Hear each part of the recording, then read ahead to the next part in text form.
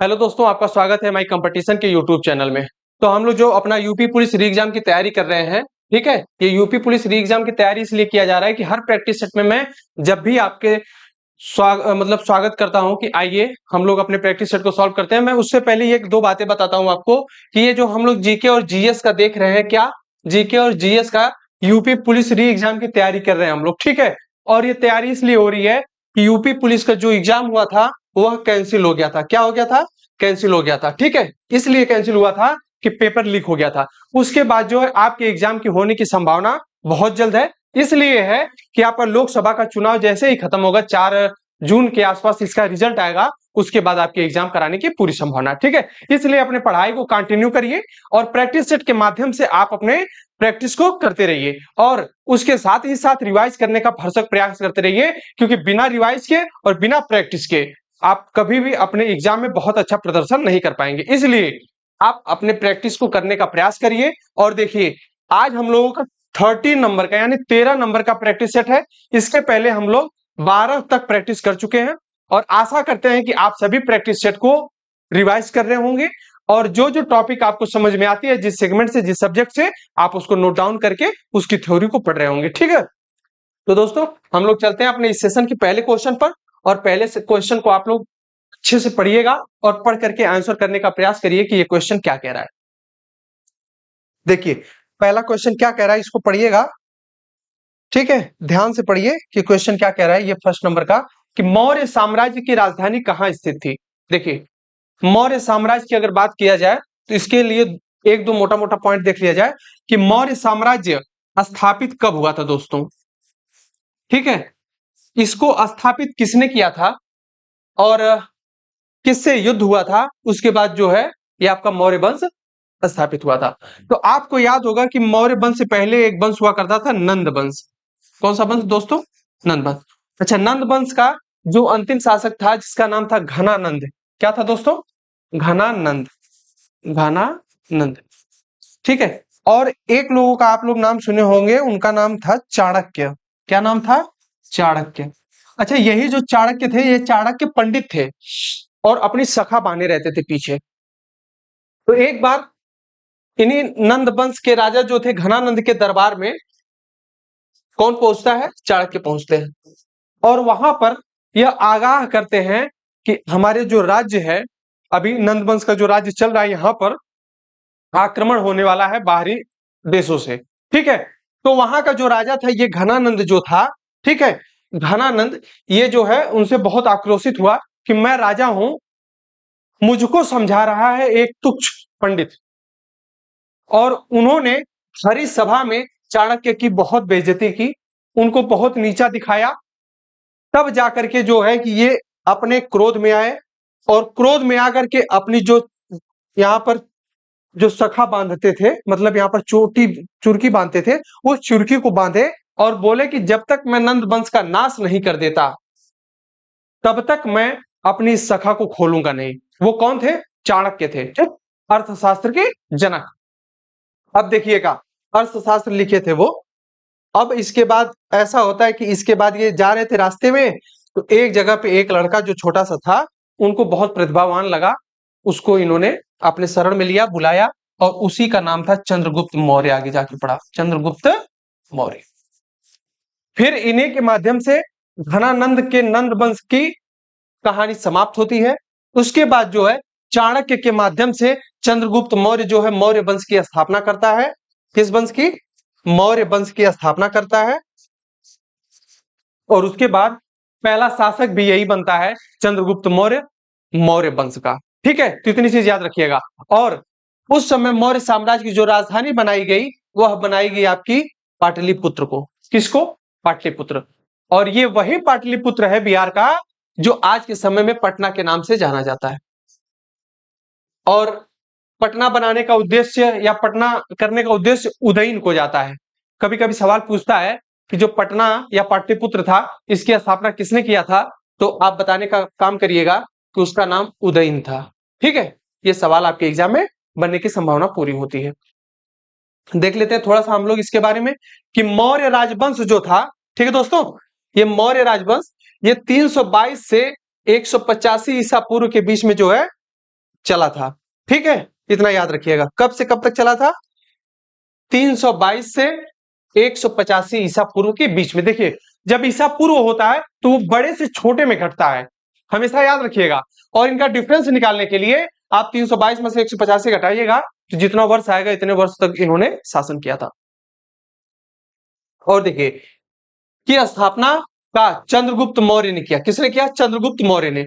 और उनके मंत्री जो थे वह कौटिल्य थे। वही कौटिल्य चाणक्य थे जिन्होंने नंद वंश के दरबार में जिनकी बेइज्जती की गई थी। ठीक है, और नंद वंश के सम्राट घनानंद को पराजित करके मौर्य वंश की स्थापना की चंद्रगुप्त मौर्य ने।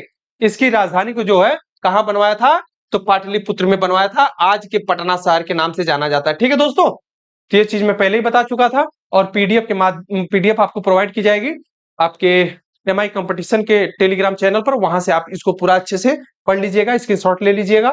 ठीक है, चलते हैं हम लोग अपने अगले सवाल पर। क्वेश्चन नंबर 2 क्या कह रहा है, इसको पढ़िए, पढ़ करके आंसर करने का प्रयास करिए। तब तक मैं कुछ बातें बता देता हूं इसके बारे में। देखिए क्वेश्चन क्या कह रहा है कि जो हल्दी घाटी थी इसका युद्ध कब लड़ा गया? जो हल्दी घाटी का युद्ध था ये कब लड़ा गया? तो क्या बताइए, क्या 1776 में, या फिर आपका 1676, या 1576, या फिर 1476? बताइए क्वेश्चन नंबर 2 का आंसर क्या सही होगा। इसके पहले हम लोग देख लेते हैं कि क्या कह रहा है। देखिए हल्दी घाटी का जो युद्ध था वह 18 जून 1576 ईस्वी को किसके किसके बीच में? अकबर और मेवाड़ के शासक महाराणा प्रताप के बीच हुआ था। यह बहुत इंपॉर्टेंट युद्ध था। क्या था? बहुत इंपॉर्टेंट। किसके बीच में हुआ था? महाराणा प्रताप। यह महाराणा प्रताप वही थे जिसके घोड़े का नाम चेतक था। ठीक है, और ये ऐसा माना जाता था कि हवा की स्पीड में, हवा के रफ्तार से चलता था। हालांकि ऐसा नहीं है, लेकिन अदर घोड़ों की तुलना में वो बहुत स्पीड में दौड़ता था। ठीक है, अच्छा इस युद्ध में जो है अकबर क्या हो गया था? जीत गया था। कौन जीता था? अकबर। हल्दी घाटी का जो युद्ध हुआ था 18 जून 1576 को, ये अकबर और मेवाड़ के राजा उस समय थे महाराणा प्रताप, इनके बीच में युद्ध हुआ। और युद्ध जब हो रहा था उस समय महाराणा प्रताप का जो घोड़ा था उसका नाम क्या था? चेतक था, और वह घायल भी हो गया था। सुनिएगा, इसमें जो है महाराणा प्रताप किसी तरीके से जान बचा करके भागने का प्रयास किए और भाग भी गए थे, लेकिन युद्ध हार गए थे। तो युद्ध जीते कौन था? तो मुगल साम्राज्य का तीसरा शासक था, तीसरा बादशाह था, उसका नाम क्या था? अकबर था। तो अगर आपसे कभी भी सवाल में पूछे कि हल्दी घाटी का युद्ध जो हुआ था वह मेवाड़ और किस साम्राज्य के बीच में हुआ था, तो आप बताने का काम करिएगा, वह मुगल साम्राज्य के बीच में हुआ था। और मुगल साम्राज्य का तीसरा शासक था अकबर, जिन्होंने महाराणा प्रताप को हराया था। कहां के युद्ध में? हल्दी घाटी के युद्ध में। और वो कौन सा ईयर था, कौन सी डेट थी? तो याद रखिएगा हमेशा 18 जून और 1576 को हुआ था। ठीक है, इतनी चीजें आप लोग याद रखिएगा। इसके बाद क्या होता है कि इस युद्ध में जो मुगल सेना का नेतृत्व था वह मान सिंह किए थे। कौन? मान सिंह। और एक और थे जिनका नाम था आसफ खां। कौन थे? मान सिंह और एक थे आसफ खां। देखिए ये इंपॉर्टेंट इसलिए हो जाता है आसफ खां और मान सिंह, क्योंकि एक चीज याद रखिएगा, जब युद्ध होता है राजा तो इंपॉर्टेंट होता ही है, उससे बड़ा इंपॉर्टेंट होता है सेना का सेनापति। और ये वही सेना थे, सेना के पति जो नेतृत्व किए थे उस समय हल्दी घाटी का युद्ध हुआ था। मान सिंह और आसफ खां ये किसके तरफ से लड़े थे? तो ये अकबर की तरफ से लड़े थे। ठीक है, अच्छा, और इस युद्ध में जिहाद की संज्ञा दी गई थी, क्योंकि जब ये युद्ध हो रहा था हल्दी घाटी का, तो वहां पे ये दिया गया था कि ये युद्ध जो हो रहा है वह जिहाद के लिए हो रहा है। ठीक है, और जिहाद का मतलब ये होता है कि मुस्लिम लोगों में एक धार्मिक कट्टरपंथी वाला शब्द था। उस समय लोग एक हो करके मुस्लिम की तरफ से लड़ने लगे थे। ठीक है, और इस युद्ध का आंखों देखा वर्णन, मतलब जब ये युद्ध हो रहा था तो उस समय वहां पर उपस्थित कौन थे? तो आपके ये उपस्थित थे अब्दुल कादिर बदायूनी। तो ये जो अब्दुल कादिर बदायूनी थे, इन्हीं की किताब में, इन्हीं के लेखनी से पता लगता है कि हल्दी घाटी का युद्ध किस प्रकार से हुआ था। ठीक है, तो इस तरह से आप लोग देख रहे हैं कि हमारा क्वेश्चन नंबर जो 2 है इसका ऑप्शन क्या सही होगा। अभी आप लोग देखें यहाँ पे 18 जून 1576, तो कौन सा ऑप्शन सही हो जाएगा? 18 जून 1576 वाला, 1576, यानी option number C is the correct हो जाएगा। ठीक है दोस्तों, चलते हैं हम लोग अपने अगले क्वेश्चन पे। क्वेश्चन नंबर 3 क्या कह रहा है, इसको पढ़िए और पढ़ करके क्वेश्चन का आंसर देने का प्रयास करिए कि ये जो 1946 की कैबिनेट थी, 1946 की कैबिनेट के कैबिनेट मिशन का नेतृत्व किसके द्वारा किया गया था। देखिए जो कैबिनेट मिशन है वह 1946 में बना और किसकी देखरेख में कैबिनेट मिशन बना था, तो वो बताने का काम करिए। क्या लॉर्ड लिनलिथगो, या फिर लॉर्ड माउंटबेटन, या फिर सर पैथिक लॉरेंस, या फिर sir mount Ford. Question number 3 का ऑप्शन नंबर क्या सही होगा बताइए। जो कैबिनेट मिशन है 1946, ये वही कैबिनेट मिशन थी जिसके बाद से संविधान सभा की या संविधान बनाने की प्रक्रिया शुरू हुई थी। अब इसी बात पे आप बताने का काम करिए कि संविधान सभा की पहली बैठक कब हुई थी। तो संविधान सभा की पहली बैठक 9 दिसंबर 1946 को हुई थी। ठीक है दोस्तों, और इस पहली बैठक में जो अध्यक्ष बनाए गए थे, अस्थायी अध्यक्ष, उनका नाम क्या था बताइएगा। तो जो पहले अध्यक्ष बने थे वो थे सच्चिदानंद सिन्हा, सच्चिदानंद सिन्हा साहब। फिर 2 दिन बाद 11 दिसंबर को होती है दूसरी बैठक। 11 दिसंबर को कौन बनाया जाता है, तो राजेंद्र प्रसाद बनाए जाते हैं अस्थाई अध्यक्ष। ठीक है दोस्तों, और हमारे कॉन्स्टिट्यूशन को, हमारे संविधान को बनने में 2 वर्ष 11 महीना और 18 दिन का समय लगा था। जो डॉक्टर भीमराव अंबेडकर थे, संविधान बनाने का कार्य इन्होंने ही किया था और संविधान के रचयिता यही कहे जाते हैं। और इनका जो है 14 अप्रैल को क्या मनाया गया, अभी 14 अप्रैल को जयंती मनाई गई है। ठीक, अंबेडकर जयंती। इतना चीज याद रखिएगा संविधान से। और आप बताइए जो 1946 का कैबिनेट मिशन था, इसका नेतृत्व किसने किया था, तो आपको देखने के लिए मिलते हैं, ये क्या नाम इनका, sir Pethick Lawrence. Sir Pethick Lawrence के नेतृत्व में कैबिनेट मिशन 1946 जो है लागू किया गया था, भारत में आया था। ठीक है, तो देख लेते हैं अब हम लोग थोड़ा सा इसका डिटेल्स क्या था कि कैबिनेट मिशन 1946 जो इसमें भारत आया। कैबिनेट मिशन 1946 कब आया भारत में, 46 में आया था। इस मिशन का लक्ष्य था कि भारतीय नेतृत्व को, मतलब जो भारत का उस समय का प्रशासन था, उसको देखरेख करने के लिए सत्ता सौंपने की योजना पर विचार विमर्श करना था कि किस प्रकार से भारतीयों को सत्ता दे दी जाए, क्योंकि इसके पहले 200 वर्ष से अंग्रेज यहां पर शासन करते थे। अब अंग्रेज जो है भारत से जाने के लिए मजबूर थे। जब अंग्रेज भारत से जाने वाले थे तब यहां पर आया कैबिनेट मिशन 1946, और ये इसी विचार पर करने के लिए आया कि भारत को सत्ता किस प्रकार से सौंपी जाए और भारत जो है अपने यहाँ प्रशासन व्यवस्था को, सामाजिक व्यवस्था को, स्वास्थ्य व्यवस्था को, कृषि व्यवस्था को किस प्रकार से सुचारू रूप से लागू करवा सके और चला सके। ठीक, और इस मिशन ने राष्ट्रमंडल देशों के सदस्य के रूप में भारत को स्वतंत्र राष्ट्र का दर्जा भी दे दिया था, स्वतंत्र राष्ट्र का। याद रखिएगा, इस मिशन का गठन जो है ब्रिटेन के उस समय तत्कालीन प्रधानमंत्री थे कौन, क्लीमेंट एटली, इनकी पहल पर हुआ। और इस मिशन के सदस्य पर जो Pethick Lawrence, sir Stafford Cripps, AV Alexander थे, इतने लोग। और पैथिक लॉरेंस ने कैबिनेट मिशन का नेतृत्व किया, ऐसा बताया जाता है। ठीक, तो इन सब चीजों को आप अच्छे से पढ़ लीजिएगा, 2 बार 1 बार, ठीक, 3 बार जब भी इच्छा करे। पीडीएफ के माध्यम से ये सारा फैक्ट्स आपको मिल जाएगा और आप पढ़िएगा। क्वेश्चन का आंसर आपको पता ही चल गया है क्या था, क्या सर पैथिक लॉरेंस 1946 कैबिनेट का क्या किए थे, नेतृत्व किए थे। और ये 1946 कैबिनेट मिशन आई किस लिए थी, ये चीज भी आपको बता दिया गया है। ठीक है दोस्तों, चलते हैं हम अपने अगले सवाल पर।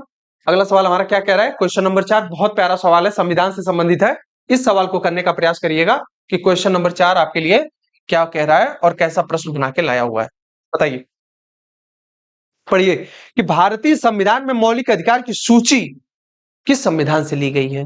देखिए ये सवाल कई बार आ चुका है और मैं आपको लगेगा कि सर ये तो आप रिपीटेड सवाल करवाते हैं। सर ये रिपीटेड सवाल बाबू नहीं है मेरे भाई मेरे दोस्त, ये सवाल वही है जो प्रीवियस ईयर में पूछे गए हैं, उसी का सॉल्यूशन, उसी का जो है एनालिसिस किया जा रहा है आपके यहाँ, आपके चैनल पर, एमआई कंपटीशन के चैनल पर, ये आप ही का चैनल है।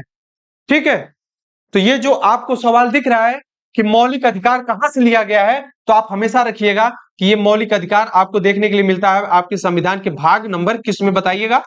मौलिक अधिकार आपके भाग नंबर 3 में देखने के लिए मिलता है। और इसके लिए अगर अनुच्छेद पूछा जाए कि भाग 3 में मौलिक अधिकार का अनुच्छेद क्या है, तो हमेशा याद रखिएगा कि ये जो अनुच्छेद आपको देखने के लिए मिलता है 12 से 35 के बीच में देखने के लिए मिलता है। ठीक है दोस्तों, और एक चीज याद रखिएगा कि जब संविधान हमारा बना था उस समय यानी मूल संविधान में ये जो मौलिक अधिकार थे ये मिलाकर के आपके पास थे सात मौलिक अधिकार। कितने थे दोस्तों? 7। और 7वें नंबर का जो मौलिक अधिकार था इसको बताने का प्रयास करिएगा। तो आपको बता दें कि जो 7वें नंबर का मौलिक अधिकार था आपके यहां वो था समानता का अधिकार, सॉरी संपत्ति का अधिकार। संपत्ति किसका अधिकार था दोस्तों? संपत्ति का अधिकार था। ठीक है, संपत्ति। तो ये जो संपत्ति का अधिकार है आगे चल करके 44 नंबर का संविधान संशोधन होता है। किस नंबर का दोस्तों? 44 नंबर का संविधान संशोधन होता है। इस संविधान संशोधन के माध्यम से जो है आपका यह संपत्ति का जो अधिकार था इसको कैंसिल किया गया और संपत्ति के अधिकार को हटा करके उस समय मौलिक अधिकार की श्रेणी से कानूनी अधिकार का दर्जा दिया गया। कौन सा? कानूनी अधिकार का दर्जा दिया गया दोस्तों। ठीक है, तो अगर सवाल पूछा जाए कि ऐसा कौन सा मौलिक अधिकार था जिसको मौलिक अधिकार की श्रेणी से हटा करके कानूनी अधिकार बनाया गया, तो आप बताने का काम करेंगे कि वह संपत्ति का अधिकार था। और फिर यह भी सवाल पूछा जाएगा कि जो संपत्ति का अधिकार था उसको कानूनी अधिकार अनुच्छेद किसके माध्यम से बनाया गया। तो यहां से 2 से 3 सवाल आपका बनकर के तैयार हो जाता है। तो बताइएगा ये जो कानूनी अधिकार बना ये आज के संविधान में 301 के नाम से जाना जाता है। और अगर आपको सवाल पूछे कि आर्टिकल 301 किससे संबंधित है, राज्य का नीति निर्देशक सिद्धांत, मौलिक अधिकार, नागरिकता या फिर इनमें से कोई नहीं, तो आप ऑप्शन हमेशा सही करेंगे कि 300A यानी जो कानूनी अधिकार है वह संपत्ति के अधिकार को मौलिक अधिकार से हटा करके 44वें संविधान संशोधन 1978 के माध्यम से संशोधन किया गया। अब देखिए आपके बीच में आया है संविधान संशोधन, और ये संविधान संशोधन जो है हमारे देश में किस देश से लिया गया है, तो याद रखिएगा यह लिया गया है दक्षिण अफ्रीका के संविधान से। कहां से? दक्षिण अफ्रीका के संविधान से। ठीक है दोस्तों, तो ये जो दक्षिण अफ्रीका से लिया गया संविधान संशोधन, यह हमारे अनुच्छेद में कौन सा अनुच्छेद बताता है कि आप संविधान में संशोधन कर सकते हैं, तो वह आर्टिकल है आपका 368 दोस्तों। यानी 368 नंबर का अनुच्छेद यह बताता है कि हम अपने संविधान में संसद के माध्यम से संशोधन कर सकते हैं। ठीक है, तो आप इस क्वेश्चन से इतने फैक्ट्स को देखें तो आपको पता लग गया होगा कि इस क्वेश्चन का आंसर नंबर क्या सही होगा। ए इज द करेक्ट हो जाएगा। क्यों ये करेक्ट होगा इसके बारे में आपको पता होना चाहिए कि भारतीय संविधान में जो मौलिक अधिकार है वह कहां से लिया गया है, तो वह आपके अमेरिका देश से लिया गया है।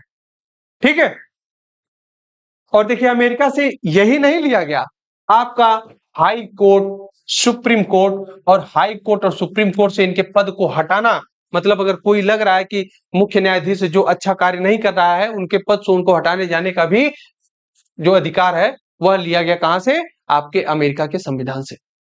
ठीक है, तो इतनी चीज हो गई। क्वेश्चन नंबर 4 के बारे में थोड़ा सा देख लेते हैं हम लोग कि किस संविधान से, किस देश के संविधान से क्या क्या लिया गया। देखिए पहले नंबर पर अगर हम लोग बात करें, पहले नंबर पे हम लोग अगर बात करें, देखने का प्रयास करिएगा कि जो पहला क्या लिखा है कि भारतीय संविधान का स्रोत। क्या दोस्तों? स्रोत का मतलब मैंने आपको पहले बता चुका है कि जब भारत का संविधान बन रहा था 9 दिसंबर 1946 को बैठक हुई पहली, और 2 वर्ष 18 महीना और 12 दिन का समय लगा संविधान बनने में। इसके बीच में अलग अलग देशों से भारत के संविधान को बनाने में वहां का आर्टिकल, वहां का अनुच्छेद एडॉप्ट किया गया। तो सबसे पहले देखते हैं हम लोग ब्रिटिश संविधान से क्या लिया गया है। कहां से? ब्रिटिश संविधान से। तो आपको याद होना चाहिए कि ब्रिटिश संविधान से हमारे यहां लिया गया संसदीय शासन। संसदीय शासन का मतलब यहां पर लोकसभा और राज्यसभा होगी, एक उच्च सदन और एक निम्न सदन होगा। यह संसदीय शासन वहीं से लिया गया, विधि का शासन वहीं से लिया गया, और विधायी प्रक्रिया वहां से ली गई, और एकल नागरिकता भी हमारे कहां से लिया गया है? ब्रिटेन से लिया गया है। आपको याद रखना है अमेरिका में एकल नागरिकता दोस्तों नहीं है। कभी भी अगर सवाल पूछे कि अमेरिका में कौन सा ऐसा देश है जहां पे द्वि नागरिकता का प्रावधान है, तो आप तुरंत ट्रिक करके आइएगा कि अमेरिका के संविधान में द्वि नागरिकता, क्योंकि एक वहां पे स्टेट की नागरिकता होती है और एक सेंट्रल की नागरिकता होती है। ठीक है, और वहां पे हर एक राज्य का अपना अलग अलग कॉन्स्टिट्यूशन होता है, लेकिन वह सभी राज्य जो है एक मिलकर के कहलाते हैं यूनाइटेड स्टेट ऑफ अमेरिका। एक प्रकार से देखा जाए तो वहां पे 50 कंट्री है, लेकिन वह सब क्या है? यूनाइट है, मतलब संगठित है। ठीक है, तो याद रखिएगा एकल नागरिकता, भारत में अगर एकल नागरिकता का प्रावधान है तो कहां से लिया गया? ब्रिटेन के संविधान से। अब अमेरिका के संविधान से हम लोग देख लेते हैं क्या कह रहा है कि अमेरिका के संविधान से लिया गया मौलिक अधिकार, क्या? मौलिक अधिकार और न्यायपालिका की स्वतंत्रता, न्यायिक पुनरावलोकन भी। न्यायिक पुनरावलोकन का मतलब अगर किसी को सजा हो जाती है तो वह दोबारा, ऐसा प्रावधान बनाया गया है या ऐसा लिया गया है कि वो दोबारा से न्यायालय में जाकर के अपनी रिपटिशन डाल सकता है कि मतलब फिर से सुनवाई हो सकता है कि गुमराह में या किसी कारणवश जो डिसीजन लिया गया वो गलत हो। तो पुनरावलोकन, न्याय पुनरावलोकन, राष्ट्रपति पर महाभियोग और मौलिक अधिकार, हाई कोर्ट, सुप्रीम कोर्ट, ये सब जो है आपके अमेरिका के संविधान से लिया गया है। तो क्वेश्चन नंबर 3, मतलब 3 नंबर पे अगर हम लोग देखें तो कनाडा के संविधान से क्या लिया गया है? तो कनाडा के संविधान से संघीय व्यवस्था ली गई है। संघीय व्यवस्था मतलब भारत राज्यों का संघ होगा। देखिए अमेरिका भी राज्यों का संघ है, लेकिन वहां पे उनके जो राज्य हैं वह स्वतंत्र हैं अपना कानून, अपना नियम बनाने के लिए। लेकिन भारत में ऐसा नहीं है। वहां पे अमेरिका में उनके राज्य की नागरिकता अलग है, उनके और एक देश की नागरिकता अलग है, लेकिन हमारे इंडिया में नहीं है। ऐसा नहीं कि यूपी का कोई लड़का है तो उसकी नागरिकता अलग होगी, देश की नागरिकता अलग होगी। यहाँ पे एक ही नागरिकता है, वह कहलाती है हम भारतीय हैं। ठीक, तो ये चीज याद रखिएगा, संघीय व्यवस्था। और इसके बाद अगर देखा जाए तो शक्तियों का केंद्र और राज्य में जो बंटवारा होता है, और राज्यपाल की नियुक्ति जो है, और उच्चतम न्यायालय का परामर्शी अधिकार जो है, ये भी हमारे कनाडा के संविधान से लिया गया है। फ्रांस के संविधान से क्या लिया गया है? फ्रांस के संविधान के प्रस्तावना में यह बताया गया कि स्वतंत्रता, समानता एवं बंधुत्व शब्द जो है हमारे संविधान, हमारे फ्रांस के संविधान से लिया गया। फ्रांस के संविधान से और एक चीज लिया गया कि भारत का जो गणतंत्र शब्द है, भारत एक गणतंत्र राज्य है, देश है, वह कहां से लिया गया है? फ्रांस से लिया गया है। अच्छा, जर्मनी के संविधान से क्या लिया गया? ये चीज याद रखिएगा। कहां के संविधान से? जर्मनी के। तो जर्मनी के संविधान से आपको देखने के लिए मिलता है आपात की व्यवस्था। आपात मतलब इमरजेंसी। ठीक, तो इसके मूल अधिकारों का जो स्थगन है, जैसे मौलिक अधिकार में आपको कई प्रकार के अधिकार मिले हैं, समता, समानता, फिर एक जगह जो है आपके धर्म प्रचार करने की समानता है, धर्म की स्वतंत्रता है, और आप कहीं भी एकजुट बना करके आप अपना संगठन बना करके हू हल्ला या फिर जो भी तरीके से आप अपने आप को दिखाना चाहते हैं कर सकते हैं भारत में। लेकिन जब आपात लगा हो तो इन सब चीजों को प्रतिबंधित किया जाएगा, और यह लिया गया है नियम कहां से? जर्मनी के नियम से, जर्मनी के संविधान से। ठीक है, इतना देख लेते हैं हम लोग। ये स्रोत आपको इंपॉर्टेंट है, आप इन चीजों को पढ़िएगा, पीडीएफ जब आपको मिल जाएगी। तो अब देखते हैं हम लोग अपना अगला क्वेश्चन, क्वेश्चन नंबर 5 क्या कह रहा है। क्वेश्चन नंबर 5 को पढ़िएगा कि 5वें नंबर का सवाल आपके लिए क्या ला रहा है। क्या कह रहा है कि भारत का जो राष्ट्रपति होता है कितने राज्यसभा सदस्यों को मनोनीत कर सकता है। देखिए जब राष्ट्रपति की बात आ ही गई तो थोड़ा सा आप लोगों को एक चीज देख लेना चाहिए। क्या? फिर से एक बार हम अपने पार्लियामेंट को रिवाइज कर देते हैं। ये हमारा सांसद नहीं संसद है। ठीक दोस्तों, क्या है? संसद। तो संसद को एक बार थोड़ा सा हम लिख लें। संसद क्या है? संसद। संसद में हमारा एक पार्ट होता है दोस्तों, किसका? राज्यसभा में। क्या हो रहा है आज, मुझे क्यों मेरा गलत हो रहा है? ठीक है दोस्तों, थोड़ा सा आप लोग मैनेज कर लीजिएगा। ये जो राज्य सभा, और एक होता है दूसरे नंबर पर आपका लोकसभा। राज्यसभा, लोकसभा।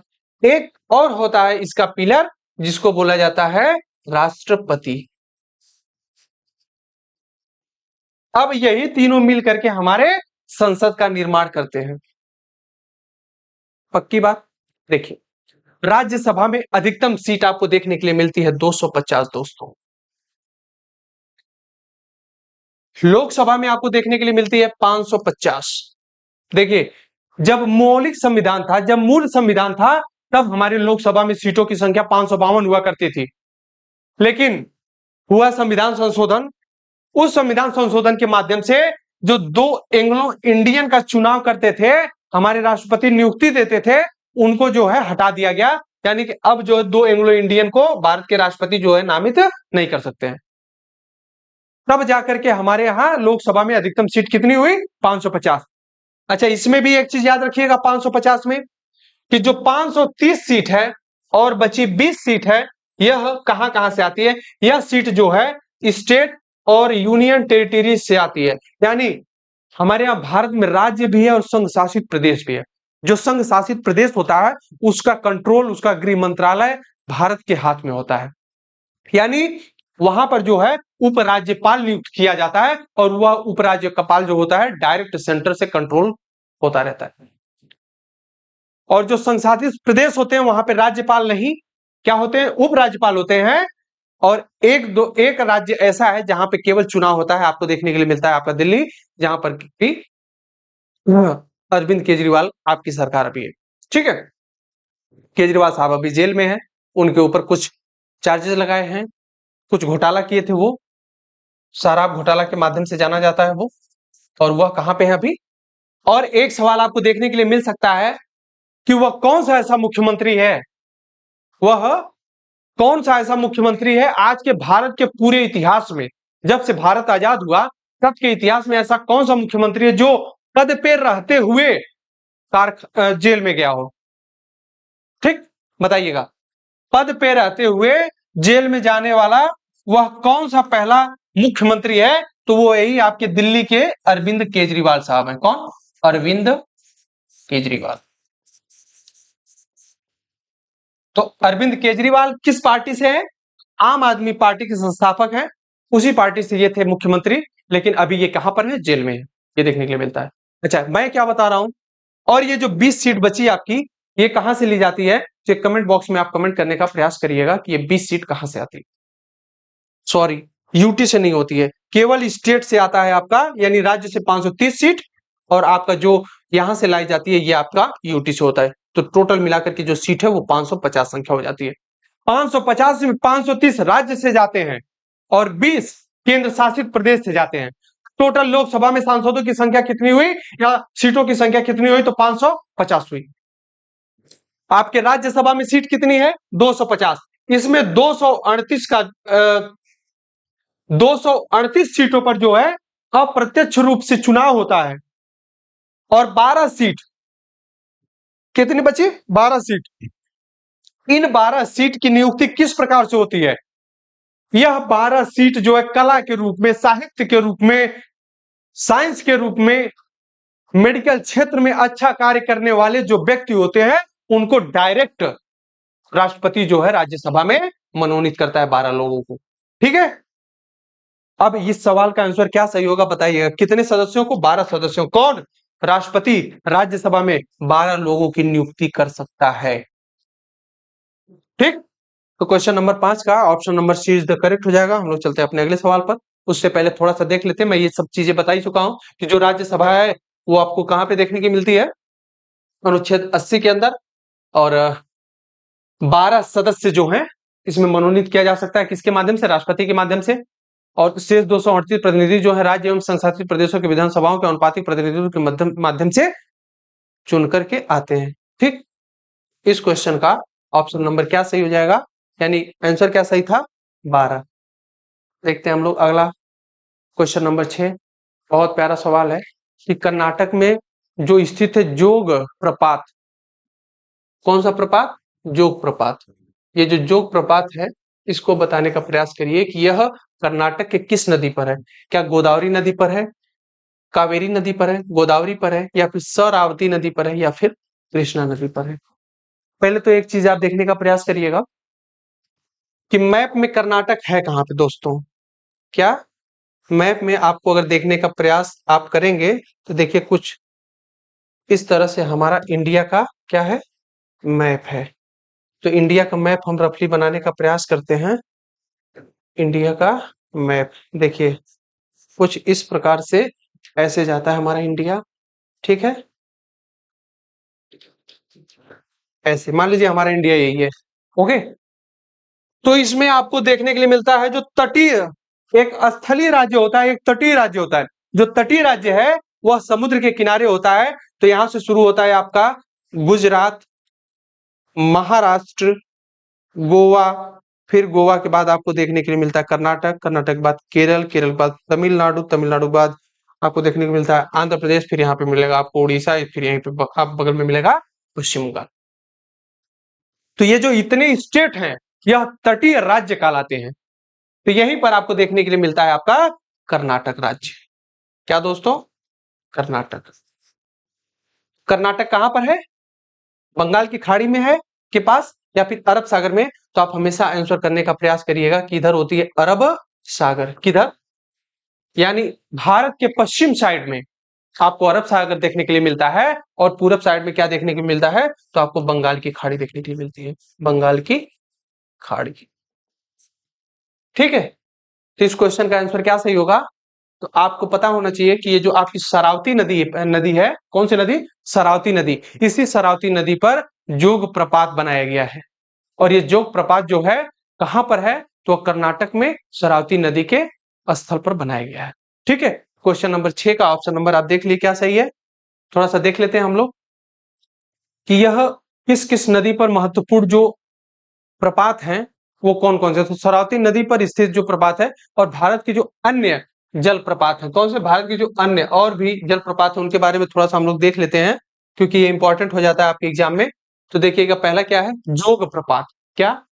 जोग प्रपात। और ये जो जोग प्रपात है वो 200 मीटर हाइट पर बना है और किस पर है? वह शरावती नदी पर। तो शरावती नदी पर बना हुआ दो ठो हो गया आपका, अरे वही तो आप देखिए जोग प्रपात। ठीक, और उसके बाद येना प्रपात के बारे में अगर देखा जाए तो ये 183 मीटर है और ये येना नदी पर है। तो ये आप आराम से याद कर सकते हैं कि येना नदी और येना जलप्रपात।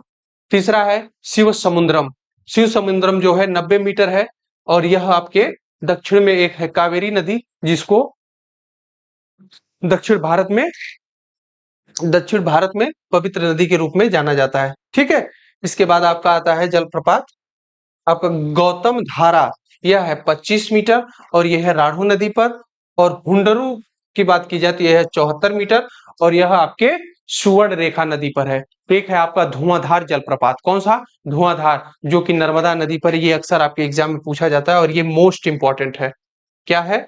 Most important. जो धुआंधार जलप्रपात है यह 10 मीटर ऊंचा केवल है और यह किस नदी पर है? आपके नर्मदा नदी पर देखने के लिए मिलता है। क्वेश्चन नंबर नेक्स्ट देखते हैं हम लोग। 7वें नंबर का क्वेश्चन क्या क्या कह रहा है, पढ़िए। ये आपके फिजिक्स से संबंधित क्वेश्चन है और ये क्या कह रहा है कि क्वेश्चन नंबर 7 आप पढ़िएगा कि न्यूटन का जो पहला नियम है क्या कहलाता है?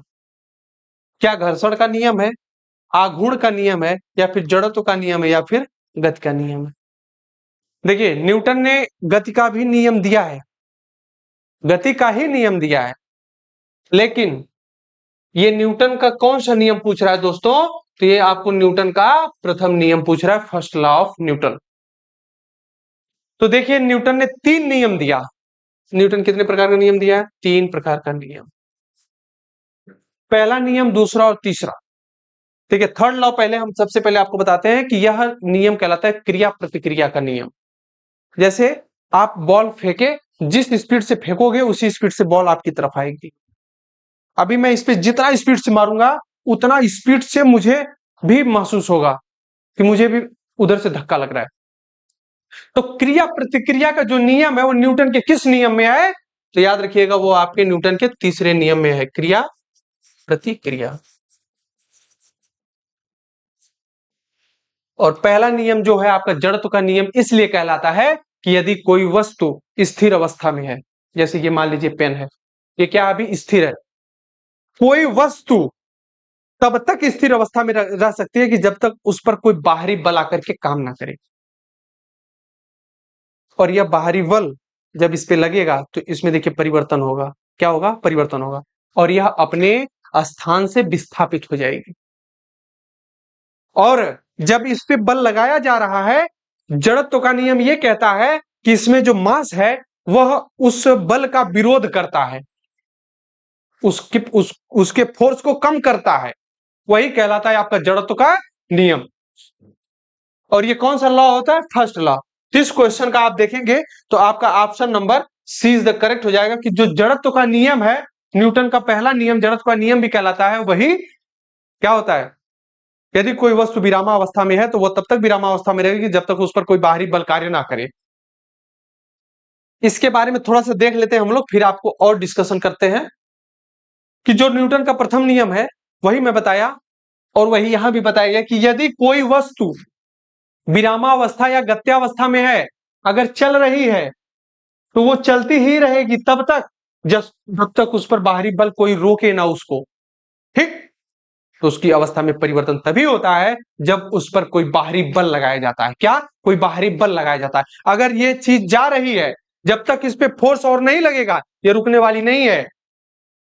अच्छा, आप कहेंगे कि सर जैसे मान लीजिए इसको मैं ऐसे कर दिया, फेंक दिया, तो क्या उड़ती रहेगी? भैया उड़ती रहेगी। कब? जब इस पे कोई बल नहीं लगा। बल तो लग रहा है, एटमॉस्फेयर जो है उसमें तो ऑटोमेटिक बल लग रहा है, हवा के माध्यम से, कण के माध्यम से, धूल के माध्यम से। तो वही कहा जा रहा है कि यदि कोई वस्तु गति अवस्था में है तो वो गति करेगी, अगर रुकी हुई है तब तक रुकी रहेगी कि जब तक उस पर और आगे से आकर के बल कार्य ना करे। ये गति का प्रथम नियम हो गया। और देखिएगा कि जो वस्तु होती है उसकी अप्रवृत्ति उनके जड़त्व के कारण, वही चीज मैंने बताया कि जड़त्व का मतलब होता है इसमें जो मास उपस्थित है, जो चीजें इसमें उपस्थित है वह उस बल का विरोध करती है, और वही कहलाता है जड़त्व का नियम, ठीक है। तो न्यूटन के द्वारा जो प्रथम नियम के अतिरिक्त भी दो अन्य नियम दिए गए हैं, जिसमें से संवेग संरक्षण का नियम और क्रिया प्रतिक्रिया का नियम कहलाता है। ये क्या कहलाता है? संवेग संरक्षण का नियम, संवेग संरक्षण का नियम। दूसरा नियम क्या है? संवेग संरक्षण का नियम। और तीसरा नियम क्या कहलाता है आपका? जड़त्व का नियम, ठीक है। तो न्यूटन ने कितने नियम दिए? गति का 3 नियम दिया। उन 3 नियम में ये बताया कि पहला नियम जो जड़त्व का नियम कहलाएगा, दूसरा संवेग के संरक्षण का नियम कहलाएगा, और तीसरा क्रिया प्रतिक्रिया कहलाएगा। संवेग का फार्मूला होता है m बराबर, संवेग का फार्मूला जो होता है mv होता है। कितना? mv। संवेग बराबर mv मतलब द्रव्यमान और ये जो चाल है इसके गुणनफल को हम क्या कहते हैं? संवेग कहते हैं। तो इतनी चीज याद रखिएगा। चलते हैं हम लोग अपने नेक्स्ट क्वेश्चन पे। अगला सवाल क्या कह रहा है? क्वेश्चन नंबर 8, इसको पढ़िए और बहुत आसान भाषा में पढ़िए। क्या कह रहा है? कौन सी किरणें त्वचा को क्षति पहुंचाती है? देखिए, क्षति पहुंचाने का मतलब ये है कि यहां पर आपका देखने के लिए मिलता है सूर्य। सूर्य से कई प्रकार की किरणें आती हैं। कहां पर? आपके अर्थ पे। ये आपका अर्थ है और ये आपका क्या है? सन, ठीक। अच्छा, ये जो प्रकाश की किरणें आ रही है पृथ्वी पर, इनको आने पे कितना समय लगता है बताइएगा? आप बताइए। 8 मिनट लगता है, 7 मिनट लगता है, 6 मिनट लगता है, या फिर डी इनमें से कोई नहीं लगता है? बताइएगा, इनमें से कोई नहीं। इस क्वेश्चन का आंसर करिए। तो सूर्य का जो प्रकाश है वो पृथ्वी पर आने में कितना समय लेता है? 8 मिनट, 7 मिनट, 6 मिनट, या फिर इनमें से कोई नहीं? तो इस क्वेश्चन का ऑप्शन नंबर क्या सही होगा, ये पहले आप बताइए और उसके बाद हम डिस्कशन आपको बताते हैं। तब देखिए, सूर्य से ये कई प्रकार की किरणें जो है कहां पर आ रही हैं? पृथ्वी पर आ रही हैं। इसमें से सबसे हानिकारक गैस आपकी कई पराबैंगनी किरणें होती हैं, उसमें से आपके लिए होती है x rays, UV rays, ultra violet rays. ये जो अल्ट्रा वायलेट रेज होती है ना, यूवी किरण, ये बहुत ही हानिकारक होती है। यह आपको कैंसर होने के लिए प्रबल दावेदार साबित होती है। और ये इतनी तीक्ष्ण होती है, इतनी तेज होती है कि अगर डायरेक्ट सूर्य के ऊपर, सूर्य की रोशनी अगर ह्यूमन बॉडी पर या प्राणियों पर पड़े तो वहां पर आपका जो है त्वचा जो है खराब होने की पूरी संभावना होती है। तो इसके लिए इनके बीच में एक होती है ओजोन परत। क्या होती है? ओजोन परत। इसका जो फॉर्मूला होता है O3। तो ये जो ओजोन परत होती है इसी पराबैंगनी किरणों को रोकने के काम करती है। और एक सवाल यहां से हमेशा आपके एग्जाम में बनता है कि ओजोन परत की मोटाई नापने के लिए किस यंत्र, किस इकाई, कौन से मात्रक में उसका जो है मोटाई मापी जाती है? तो हमेशा आप याद रखिएगा कि जो आपका ये ओजोन परत होता है यह किसमें मापा जाता है? तो डॉप्सन में। किसमें? डॉप्सन में। हमेशा ये सवाल आपके एग्जाम में बनता है कि जो ओजोन परत है, ओजोन परत से सवाल इसीलिए बनता है कि हमारे जीव, जो भी धरती पर जीव है, प्राणी है, उनकी रक्षा करने का कार्य कौन करता है? पराबैंगनी किरण करती है। पराबैंगनी किरणों से बचाने का कार्य करता है ओजोन परत। इसलिए ओजोन परत कितना मोटा है, पतला हो रहा है, उसमें क्या परिवर्तन हो रहा है, ये सब जानने के लिए आप क्या इस्तेमाल करते हैं? ऑप्शन। और ऐसा कहा जा रहा है कि उत्तरी ध्रुव में, ये जो हमारी पृथ्वी है, यहां पर आपका उत्तरी ध्रुव है, इसी के आसपास जो है ओजोन परत में छिद्र देखा गया है। ठीक है, तो इस क्वेश्चन का ऑप्शन नंबर क्या सही होगा? क्या एक्स रेज होगा, यूवी रेज होगा, या इंफ्रारेड रेज होगा, या फिर एलो रेज होगा? बताइए कौन सी किरणें त्वचा को क्षति पहुंचाती है? तो वो होती है अल्ट्रावायलेट किरण, यानी यूवी रेज। इस क्वेश्चन का option number B is the correct हो जाएगा। ठीक, अच्छा देख लीजिए, सूर्य का प्रकाश जो है वो 8 मिनट में कहां पहुंचता है? पृथ्वी पर। इसको आप लोग पढ़ लीजिएगा, इसमें बहुत कुछ इंपॉर्टेंट नहीं है, पीडीएफ के माध्यम से मैं दे दूंगा, आप पढ़ लीजिएगा। ठीक है, क्वेश्चन नंबर 9 क्या कह रहा है, पढ़िए। केमिस्ट्री से संबंधित ये सवाल है। कह रहा है कि निम्नलिखित में से कौन सी गैस को हास्य गैस कहते हैं? कौन सी गैस? हास्य। समझते हैं हास्य गैस क्या चीज होती है? इसको ये भी बोला जाता है लॉफिंग गैस। Laughing gas. कौन सी गैस? आपकी पूरी पीरियोडिक टेबल में सबसे हल्की गैस कौन कौन गैस देखने के लिए मिलती है, बताइएगा तो। सबसे हल्की गैस, देखिए जो सबसे हल्की गैस है वह आपको हाइड्रोजन देखने के लिए मिलती है। अब दो सवाल मैं आपसे पूछता हूं, एक धातु से, एक अधातु से, जो कि बहुत इंपॉर्टेंट क्वेश्चन है। बताइए, पहला, वह कौन सी ऐसी धातु है जो कमरे के ताप पर द्रव अवस्था में पाई जाती है?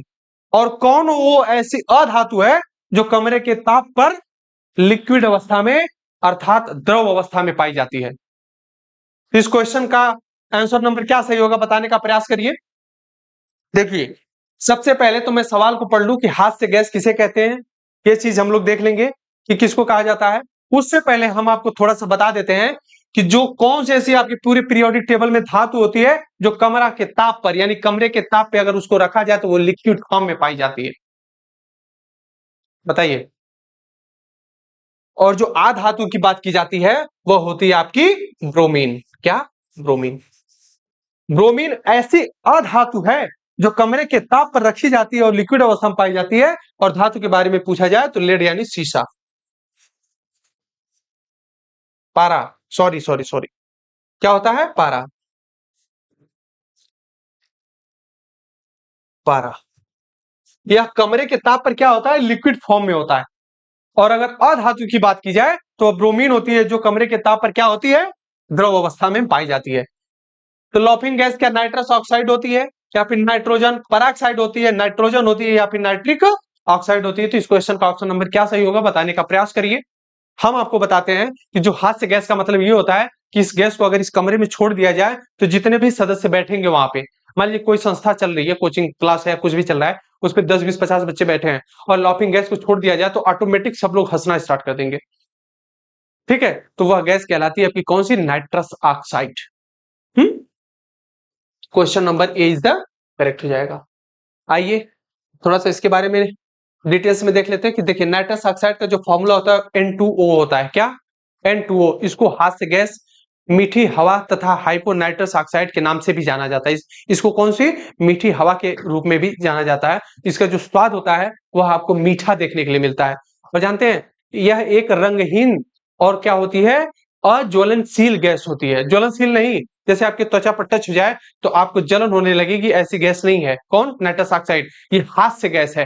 हास्य गैस का मतलब अगर आपकी त्वचा से टच हो रही है तो इससे कोई जलन आपको देखने के लिए नहीं मिलेगा। यह जानते हैं क्या होता है? एक अच्छा निश्चेतक होने के कारण इसका प्रयोग शल्य चिकित्सा तथा दंत चिकित्सा में भी होता है। दांतों की जो बीमारी हो जाती है, दांतों का जब चिकित्सकीय कार्य किया जाता है तो वहां पर आपको नाइट्रस ऑक्साइड देखने के लिए मिलता है। ठीक, तो इस क्वेश्चन का ऑप्शन नंबर आप लोग देखिए क्या होगा? Nitrous oxide. तो क्वेश्चन नंबर 9 का option number A is the correct हो जाएगा। चलते हैं हम लोग अपने अगले 10वें सवाल पे। देखिए क्वेश्चन नंबर 10 क्या कह रहा है कि जो बीसीजी का टीका होता है ना, ये किसके संरक्षण के लिए होता है? मतलब किसकी देखरेख के लिए होता है, किसकी सुरक्षा प्रदान करने के लिए होता है? क्या गलफड़े की, या फिर क्षय रोग की, कुष्ठ रोग की, या फिर टिटनेस के लिए? ठीक, ये सभी के सभी आपके पास जो है ऑप्शन ये रोग से संबंधित है। तो जो बीसीजी का टीका लगाया जाता है वह किसको सेव करता है? क्या गलफड़े को सही करता है, या आपको क्षय रोग को, कुष्ठ रोग को, या फिर टिटनेस को सही करता है? तो जो क्वेश्चन नंबर 10 है इसका आपको ऑप्शन देखने के लिए मिलेगा क्या, बी इज द करेक्ट हो जाएगा। जो छह रोग है यानी टीबी बोला जाता है, टीबी के लिए आपको देखने के लिए मिलता है कौन सा टीका, तो बीसीजी का टीका लगवाया जाता है। आइए बीसीजी के बारे में हम लोग देख लेते हैं। इसका फुल फॉर्म होता है, आपको देखने के लिए मिलता है बैसिलस कैलेमिटी ग्यूरिन। तो ये बहुत इंपॉर्टेंट नहीं है, हालांकि कभी कभी आपकी यूपी पुलिस एग्जाम में पूछने का प्रयास करता है वो शॉर्ट फॉर्म देके, जैसे आपसे पूछ देगा एडीबी के बारे में कि एडीबी का फुल फॉर्म क्या है, यूएनओ का फुल फॉर्म क्या है, आईसीसी का फुल फॉर्म क्या है, ठीक है, और एसबीआई का फुल फॉर्म क्या क्या है। तो इस तरह से आपको देखने के लिए मिलता है। इन सब चीजों की आपकी जिम्मेदारी है, थोड़ा आप भी फुल फॉर्म को केवल सरसरी निगाह से देखने का प्रयास करें। जैसे आपको देखने के लिए मिलता है आपका इसरो हो गया, नासा हो गया, इन सब का फुल फॉर्म आपको देखने के लिए मिल सकता है आपके एग्जाम में, ठीक है। देखिए अब इसमें यह कह रहा है कि जो बीसीजी का टीका होता है वह 6 रोग की रोकथाम के लिए किया जाता है, जिसको मैंने बताया टीबी भी बोला जाता है। यह माइकोबैक्टीरियम ट्यूबरकुलोसिस नामक जीवाणु इसको जो है उत्पन्न करते हैं। कौन से? माइकोबैक्टीरियम, माइक्रोबैक्टीरियम और ट्यूबर क्लोसिस नामक क्या होते हैं, जीवाणु होते हैं, जो इनके माध्यम से टीबी रोग, क्षय रोग संक्रमित होता है व्यक्ति। अच्छा, टीबी जो जर्मन के एक वैज्ञानिक थे, नाम उनका था रॉबर्ट कोच, उन्होंने ही टीबी के जीवाणुओं की खोज की थी। तो टीबी के जीवाणु की खोज किसने की थी बाबू, भाई मेरे दोस्त, टीबी के जीवाणु, इनकी खोज किसने की थी? तो जो इनकी खोज किए थे वो जर्मन के वैज्ञानिक थे, जिनका नाम था रॉबर्ट कोच, ठीक है। तो बीसीजी का टीका क्यों लगवाया जाता है? टीबी रोग से संक्रमित व्यक्ति जो होता है उसको लगवाया जाता है। क्वेश्चन नंबर 11 हम लोग देखते हैं कि ईमेल का आविष्कार किसने किया? किसका? Email, email. देखिए एक ईमेल होता है, एक होता है जीमेल। तो यहां पर आपको सवाल पूछ रहा है कि ईमेल के आविष्कारक कौन है? किसके? ईमेल के आविष्कारक। क्या टिम बर्नर्स-ली हैं, जेम्स गोसलिंग है, या फिर विंटन सिर्फ है, या फिर आपको देखने के लिए मिलते हैं वी ए शिवा अय्यादुराई? बताइए क्वेश्चन नंबर 11 का ऑप्शन क्या सही होगा। तो देखिए ईमेल के बारे में आपको बता दें कि ईमेल की जो खोज है सबसे पहले आपको देखने के लिए मिलता है कि वो किए थे वी ए शिवा अय्यादुराई, यानी option number D is the दोस्तों करेक्ट हो जाएगा। कौन सा ऑप्शन सही होगा? डी इज द करेक्ट हो जाएगा, ठीक है। आइए अब थोड़ा सा इसके बारे में हम लोग देख लेते हैं। जो ईमेल की खोज है वो मुख्य रूप से कौन किए थे? तो अमेरिका में रहने वाले थे। कौन? अमेरिका के रहने वाले भारतीय शिवा अय्यादुरई ने किया था। वो कहाँ के थे? भारतीय थे, लेकिन कहाँ पे किए? अमेरिका में। ठीक, थे तो भारतीय लेकिन किए कहाँ पे? वो अमेरिका में किए। ठीक, किस चीज की? ईमेल की खोज उन्होंने किया, ठीक है। और देख लेते हैं, जब उन्होंने कारनामा किया, मतलब इसकी खोज की, तब वह केवल 14 वर्ष के थे। ये कितनी इंपॉर्टेंट बात है। वह एक भारतीय ही थे, इंडियन, लेकिन अमेरिका में रहने लगे थे। तो भारतीय अमेरिकी मूल के थे। नाम क्या था उनका? शिवा अय्यादुराई। ठीक, इन्होंने मात्र 14 वर्ष की उम्र में ईमेल की खोज की। कितने उम्र में? 14 की वर्ष में ईमेल की खोज की। और जानते हैं शिवा का जो जन्म है, शिवा अय्यादुरई का जन्म मुंबई में हुआ था। कहां पे? मुंबई में। महाराष्ट्र का एक तमिल परिवार था जहां पर हुआ था। और 1982 में जब अमेरिकी सरकार ने उन्हें ईमेल सिस्टम के जनक के तौर पर मान्यता दी और उन पर कॉपीराइट प्रदान किया, तब जाकर के दुनिया में पूरी तरह से फेमस हो गए। अमेरिका यानी यूएनओ, अरे यूएनओ, हाँ, United state of America, USA, इन्होंने क्या दिया उनको? अमेरिका की सरकार ने इनको क्या दिया? अधिकार दिया। किस लिए? ईमेल सिस्टम के लिए। आप जो है कॉपीराइट का प्रावधान आपके लिए किया जाता है। तो इतनी चीज देखिए, सिंपल सी चीज, पूरे क्वेश्चन का सार एक है। ईमेल की खोज शिवा अय्यादुरई ने किया। 1982 में अमेरिका ने इनको क्या दिया? प्रमाण पत्र दिया और कॉपीराइट का अधिकार दिया। ठीक, शिवा अय्यादुरई कहां के थे? तो ये मुंबई के रहने वाले थे। ठीक, कहा के मुंबई के तमिल परिवार में इनका जन्म हुआ था और 1982 में इनको अमेरिका ने कॉपीराइट प्रदान किया। इतना चीज याद रखिएगा। मात्र 14 वर्ष की उम्र में इन्होंने खोज किया था किसकी, ईमेल की। क्वेश्चन नंबर नेक्स्ट देखते हैं हम लोग। 12 नंबर का क्वेश्चन क्या कह रहा है, इसको पढ़िएगा। देखिए, अंतरराष्ट्रीय ओलंपिक दिवस कब मनाया जाता है? दिवस से भी क्वेश्चन आपके लिए इंपॉर्टेंट बनता ही है। तो क्या पूछ रहा है, ओलंपिक के लिए ओलंपिक दिवस कब मनाया जाता है? क्वेश्चन नंबर 12 का ऑप्शन नंबर क्या सही होगा? क्या 16 अगस्त को, 2 फरवरी को, 18 दिसंबर को, या फिर आपको देखने के लिए मिलता है क्या 23 जून को? तो अंतरराष्ट्रीय ओलंपिक दिवस आपको कब देखने के लिए मिलता है दोस्तों? इस क्वेश्चन का आंसर नंबर क्या सही होगा आप बताने का प्रयास करिए। तब तक आइए हम लोग थोड़ा सा देख लेते हैं ओलंपिक के बारे में, ये पूरी चीज पढ़ लेते हैं। इसके माध्यम से हम एक बात बता दें आपको कि जो ओलंपिक है वह 23 जून को मनाया जाता है दोस्तों। कब? 23 जून की डेट याद रखिएगा कि 23 जून को आपको मनाया जाता है क्या, ओलंपिक दिवस। और हर वर्ष अंतरराष्ट्रीय ओलंपिक दिवस के रूप में मनाया जाता है। इसका मुख्य उद्देश्य होता है खेलों में अंतरराष्ट्रीय स्तर पर, कहां पे, देशीय स्तर या डोमेस्टिक स्तर पर नहीं, अंतरराष्ट्रीय स्तर पर हर आयु वर्ग और लिंग के लोगों की भागीदारी को बढ़ावा देना, कि मतलब भेदभाव किसी में कोई नहीं करना है।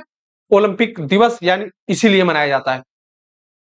और सबसे पहले ओलंपिक समिति का जो द्वारा कुल 9 देशों में ओलंपिक दिवस मनाया गया था। सबसे पहली बार अगर पूछे कि कितने देशों में ओलंपिक दिवस मनाया गया था, तो आप बताइएगा कि ओलंपिक दिवस सबसे पहले 9 देशों में मनाया गया था।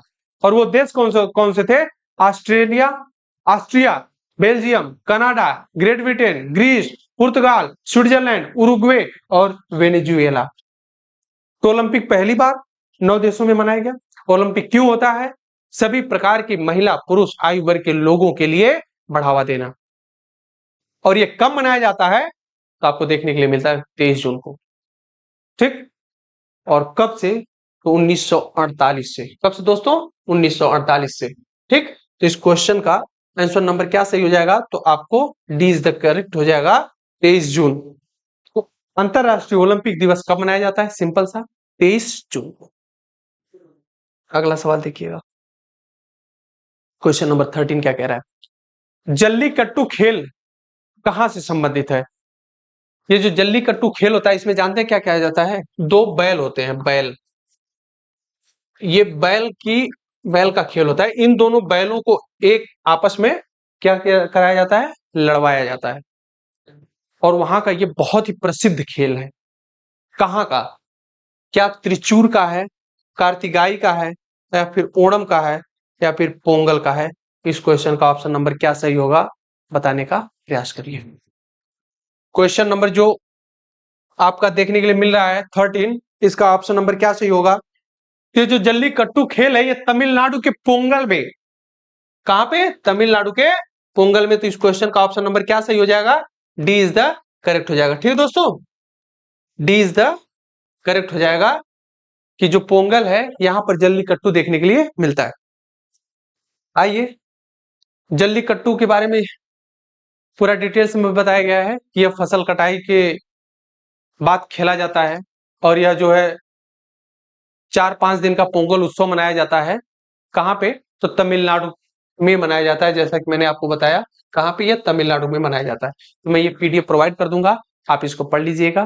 तब तक चलते हैं हम लोग अपने अगले सवाल पर। अगला सवाल देखिए, हर क्वेश्चन का डीप में एनालिसिस करना बहुत इंपॉर्टेंट नहीं है। एनालिसिस उसी का किया जाए जो आपके एग्जाम से रिलेटेड हो, जो बहुत जरूरी है। अब देखिए, जल्लीकट्टू क्या होता है इसके बारे में तब बताया जाना जरूरी है जब थ्योरी की क्लास हो। यहाँ पे हम लोग प्रैक्टिस कर रहे हैं। क्या कर रहे हैं? प्रैक्टिस सेट सॉल्व कर रहे हैं। तो इस प्रैक्टिस सेट को सॉल्व करने में 60 तरीके से अच्छे से एनालिसिस करते हुए हम लोग आगे सवाल ज्यादा से ज्यादा देख सकें। तो अपना अगला सवाल क्या कह रहा है, इसको देखने का प्रयास करिएगा। क्या कह रहा है कि जो रागिनी किस राज्य की लोकप्रिय गीत शैली है? कौन सी? रागिनी। ये किसी लड़की का नाम नहीं रागिनी है, यह एक प्रकार की लोकप्रिय गीत है, संगीत है। यह किस राज्य की लोकप्रिय है? तो क्या कश्मीर की है, केरल की है, हरियाणा की है, या फिर मणिपुर की है? तो क्वेश्चन नंबर 14 का ऑप्शन करने का प्रयास करिएगा। तो आपको बता दें कि जो रागिनी यह लोकप्रिय गीत है, यह आपको देखने की मिलती है ऑप्शन नंबर सी में, यानी हरियाणा में। कहां पे? हरियाणा राज्य की रागिनी गीत है। आइए इसके बारे में हम लोग थोड़ा सा देख लेते हैं डिटेल्स में कि जो रागिनी हरियाणा की एक लोकप्रिय संगीत शैली है। क्या है? लोकप्रिय संगीत शैली है। इस शैली में कई प्रकार के विधा के गीतों को पेश किया जाता है, ठीक। और शास्त्रीय संगीत में, किसमें? शास्त्रीय संगीत में जो जगह राग के लिए नियत है वह लोक गायन में वही स्थान रागिनी को भी प्राप्त है। ये चीज इंपॉर्टेंट है, इसको याद रखिएगा। चलते हैं हम लोग अपने अगले सवाल पर। अगला सवाल, ठीक है, आज हम लोग 15 क्वेश्चन सॉल्व करेंगे। ये हमारे सेशन का आखिरी सवाल है। आशा करते हैं कि आप लोग पूरे सेशन को एंजॉय किए होंगे और उसी प्रकार से इस आखिरी क्वेश्चन को भी सॉल्व करेंगे। तो सॉल्व करिए, पढ़िए कि जो कारगिल की लड़ाई थी, कारगिल की लड़ाई में पाकिस्तान के विरुद्ध भारतीय सेना के आक्रमण को किस नाम से जाना जाता है? पाकिस्तान के विरुद्ध भारतीय सेना के आक्रमण को किस नाम से जाना जाता है? कि ऑपरेशन कारगिल, या फिर ऑपरेशन LOC, ऑपरेशन विजय, या फिर ऑपरेशन सक्सेस। जो कारगिल की लड़ाई है उसके बारे में पूछ रहा है कि और किस अन्य नाम से, यानी भारत कौन सा मिशन लॉन्च करके वहां पे गया था? तो वह गया था आपका ऑपरेशन विजय के माध्यम से कारगिल की लड़ाई हुई थी, ठीक।